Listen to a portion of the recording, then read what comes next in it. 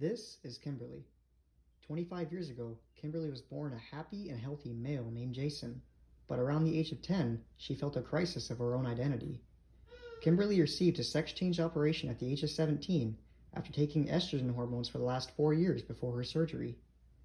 At age 24, Kimberly was diagnosed with heart disease by her primary physician, after complications discovered during her annual physical.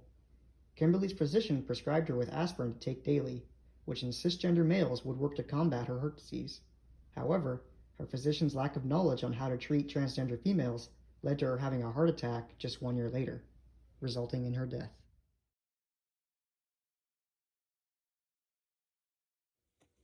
Hello, heart specialists and all my colleagues in the field of cardiovascular health. This is Justin Ahi, and today we're going to be going over a subject that is often overlooked and underappreciated, and that's the diagnosis and treatment of transgender individuals in the field of cardiovascular. We're actually going to be going over the underlying differences between the term sex and the term gender and how they relate to human anatomy. So sex is actually based on the biological factors that make a person who they are from birth. This includes your reproductive organs and your reproductive functions, the sexual hormones that your body produces naturally, and the number of chromosomes that make up each and every cell in your body. Gender, on the other hand, is more closely associated with the lifestyle or behaviors that a person chooses to follow, and that categorizes them as the gender. The differences in sex and gender do play a large role in cardiovascular health, not only in the significance of diagnosis and treatment, but in the way that male and female hearts function and age. For instance, it is known on average that men contain larger hearts than women, while the arteries connected to these hearts are commonly smaller than the female counterpart.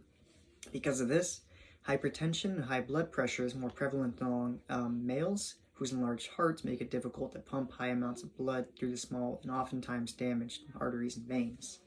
With this in mind, men are at a greater risk of developing cardiovascular disease and myocardial infarctions than women at the same age as them.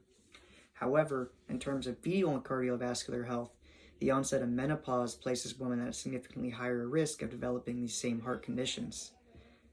With constantly changing variables in each and every person's heart, it is imperative that the correct approach be taken to each and every patient's cardiovascular care.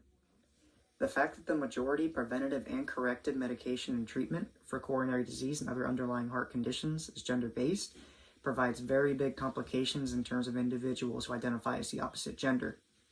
It is imperative that providers take into consideration what stage individuals are at in terms of their sex change operation or their hormone therapy, because this could have dramatic effects on their health depending on what kind of medication or treatment that they're prescribed by their physician. For individuals who have already gone through sex change operations and that are already taking the required hormone therapy for their new gender, research has shown that medication directly correlating to their new gender does show progress in terms of helping them in their condition.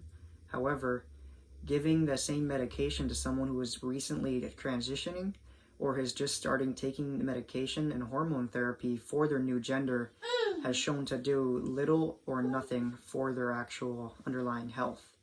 If not, it could actually harm.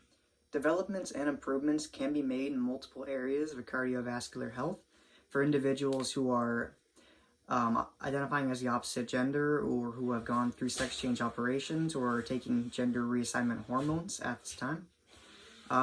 Development in the area of training medical personnel as far as long-term health go, because there's not a whole lot known currently about the longevity of heart conditions for individuals who identify as the opposite gender in regards to the hormones that they take and what they do to their bodies over a period of longer than 15 or 20 years.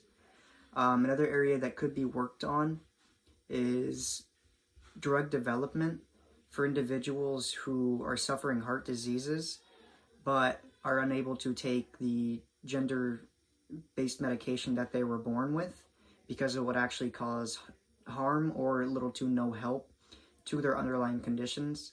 And for a lot of individuals, this makes it so they do not have the ability to continue taking their hormone treatments or have the ability to get gender reassignment surgery.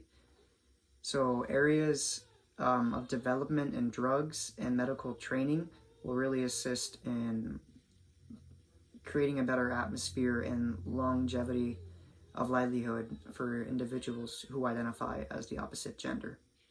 Thank you very much.